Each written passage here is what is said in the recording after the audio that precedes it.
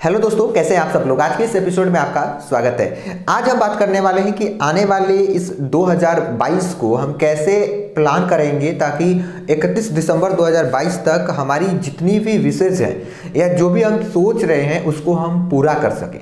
जैसे कि आपने 2021 में नए साल पर सोचा था कि जैसे मैं अपने YouTube चैनल को काफ़ी ग्रो कर लूँगा, या मैं ऐप डेवलपमेंट सीख लूँगा, या मेरी एक खुद की वेबसाइट होगी, या जो भी आपने अपने कॉपी पे नोट किया था या नोट नहीं किया था, केवल सोचा था लेकिन वो पूरा नहीं हुआ, तो उन अधूरी चीज़ों को और जो नए ड्रीम हैं, जो नए सपने हैं, उनको कैसे हम 2022 के लास्ट तक उसको पूरा करेंगे। ये बहुत ज़रूरी होता है कि आप एक साल की अपनी ड्रीम को नोट करते हैं या नहीं, क्योंकि जैसे मान लीजिए कि अगर आपके पास कोई ड्रीम नहीं होगा, कोई सपना नहीं होगा, कहीं पहुंचना नहीं होगा, तो आपके पास रिसोर्सेज होकर भी क्या करेंगे। अगर आपके पास मोबाइल फ़ोन है और उससे आपको केवल फ़ोन ही करना है, तो उससे अच्छा है कि आप एक सादा की बटन वाला मोबाइल लेकर ही चलें। मेरे कहने का मतलब है कि पिछला साल जैसा भी गया, हो सकता है कई लोगों का बहुत बेहतरीन गया हो और कई लोगों का पिछला साल बहुत ख़राब भी गया हो, क्योंकि पिछले साल कोरोना की भी मार झेलनी पड़ी और कई लोगों के जो YouTube चैनल थे या कुछ एप्लीकेशन थी जो कि केवल कोरोना की वजह से ही काफ़ी हाई रिकमेंडेशन में चली गई, काफ़ी हाई उनको CPC या आप कह सकते हैं TRP उनको मिला।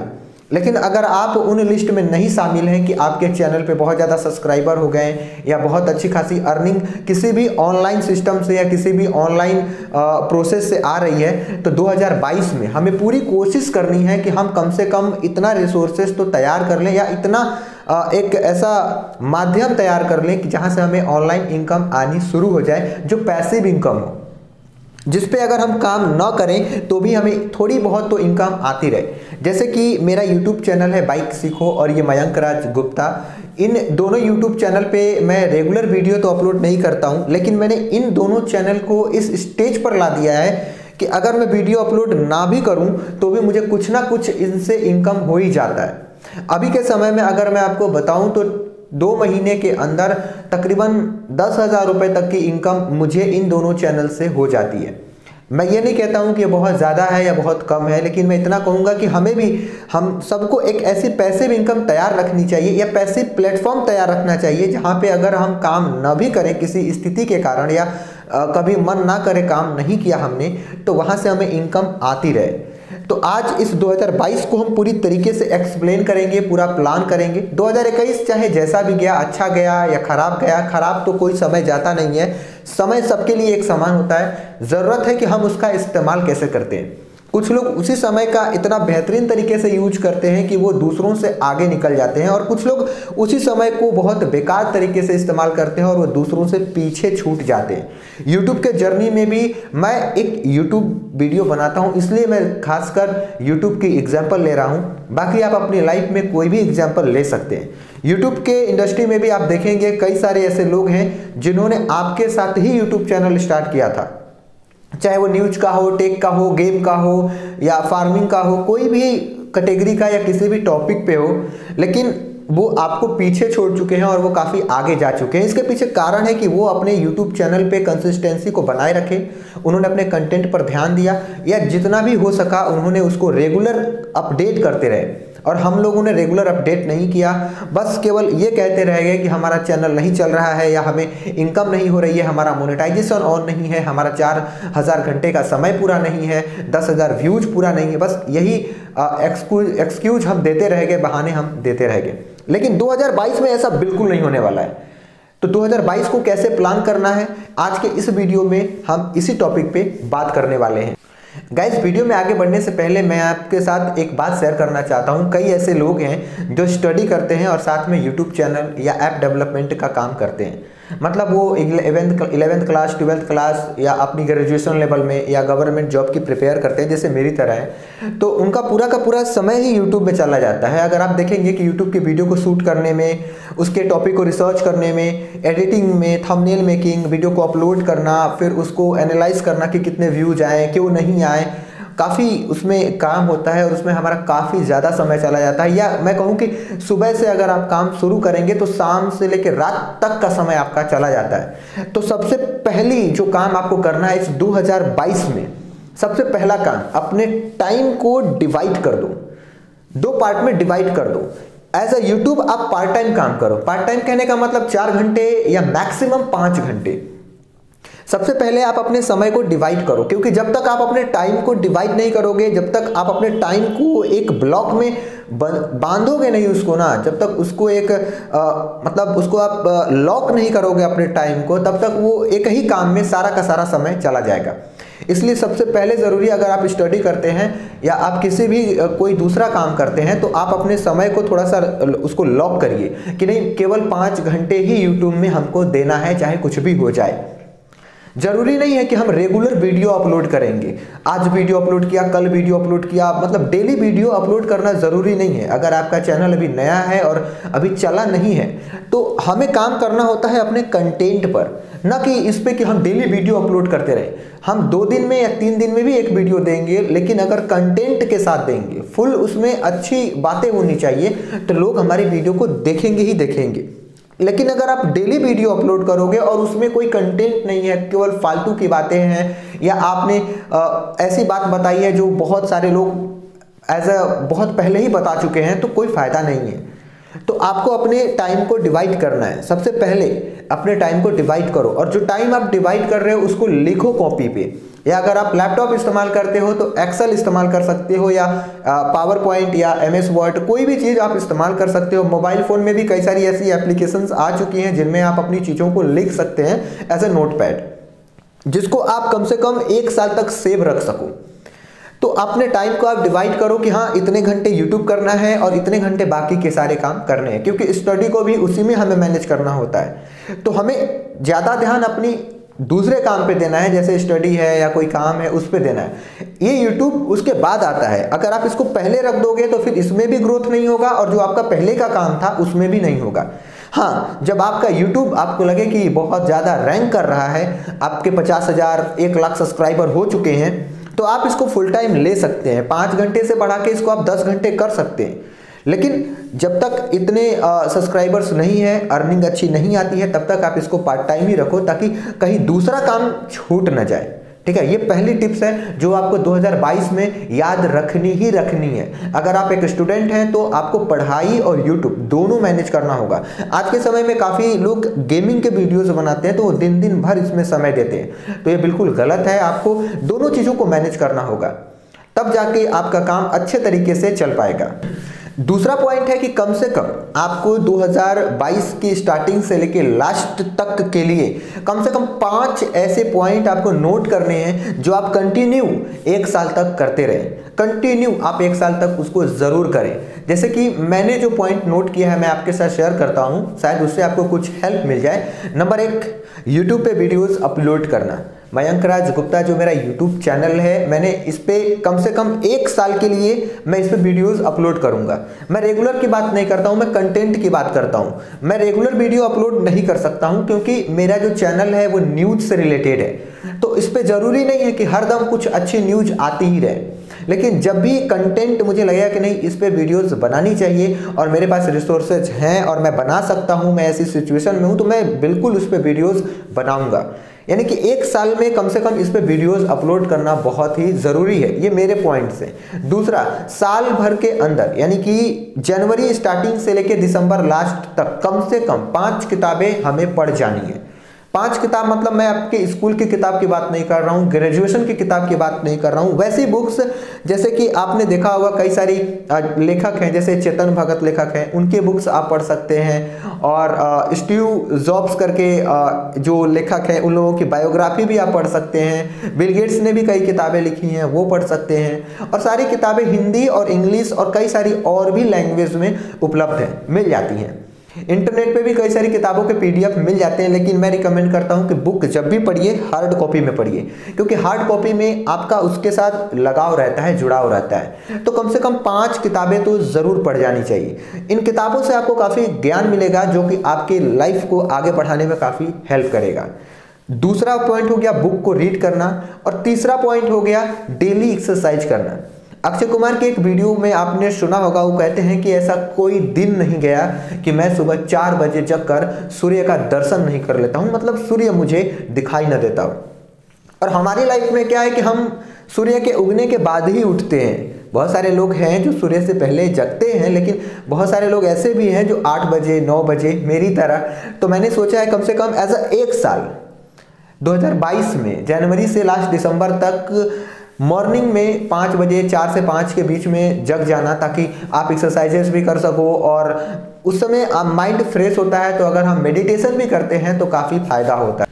चौथा पॉइंट है लर्न इंग्लिश कंप्लीट। मेरी इंग्लिश बहुत ही टूटी फूटी है, तो इंग्लिश को प्रिपेयर करना बहुत ज़रूरी है, इंग्लिश का प्रिपरेशन करना बहुत ज़रूरी है, इंग्लिश को सीखना बहुत ज़रूरी है। और वैसे भी अभी न्यूज़ आप देख रहे होंगे कि साउथ के जो लोग हैं, जो 5 राज्य हैं साउथ में, 4-5 राज्य हैं, उन लोगों ने इंग्लिश का बाइकआउट करना शुरू कर दिया है। इंग्लिश को उन्होंने इंग्लिश को एक्सेप्ट करके हिंदी को बाइकआउट करना शुरू कर दिया है कि हिंदी नहीं चाहिए, इंग्लिश चाहिए।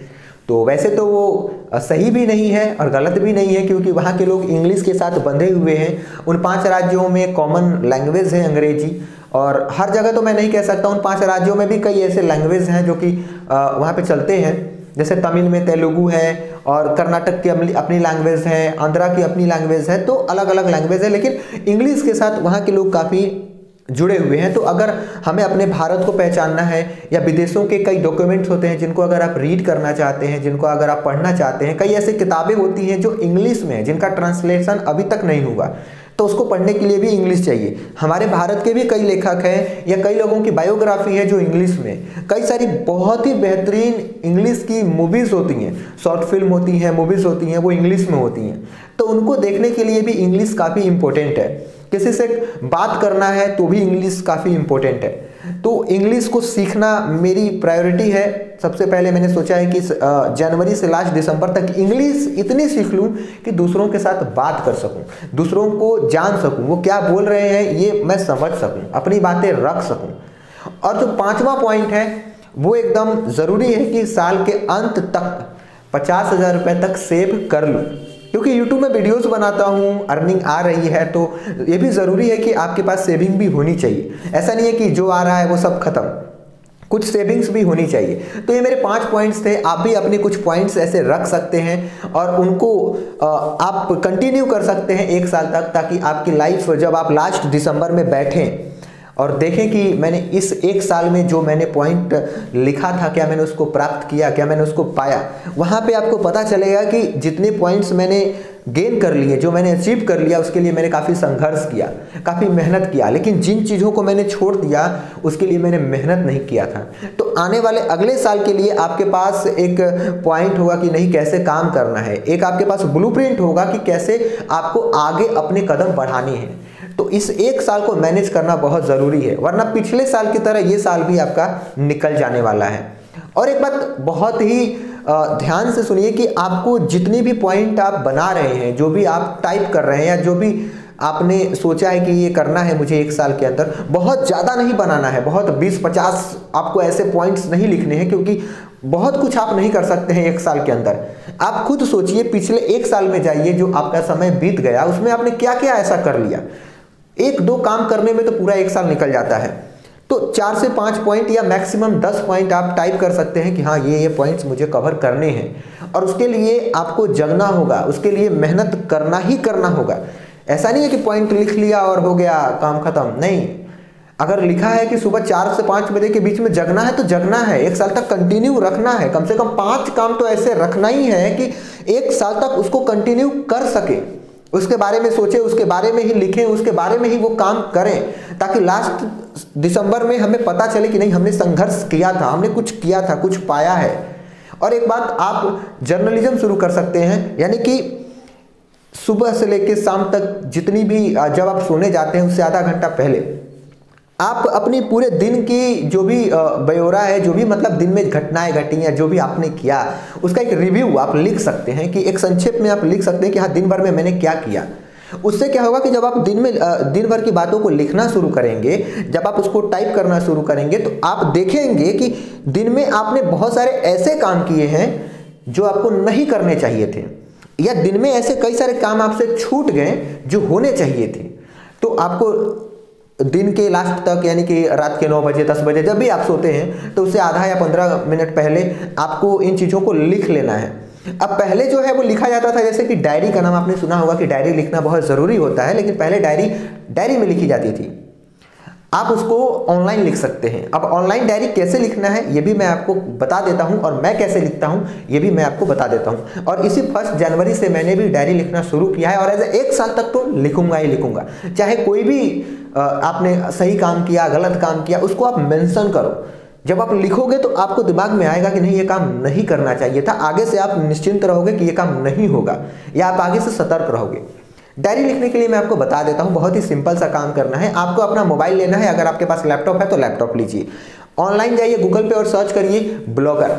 गूगल की तरफ से ये फ्री में मिलता है ब्लॉगर। ब्लॉगर पे अपना एक अकाउंट बनाइए, अपना प्यारा सा नाम लिखिए और बगल में एक हाइफन देके लिख दीजिए माई डायरी या डायरी 2022, ऐसे आप लिख सकते हैं। उसके बाद अपना आप डायरी लिखना शुरू करिए। एक एक पोस्ट आप लिखना शुरू करिए डेली बेसिस पे।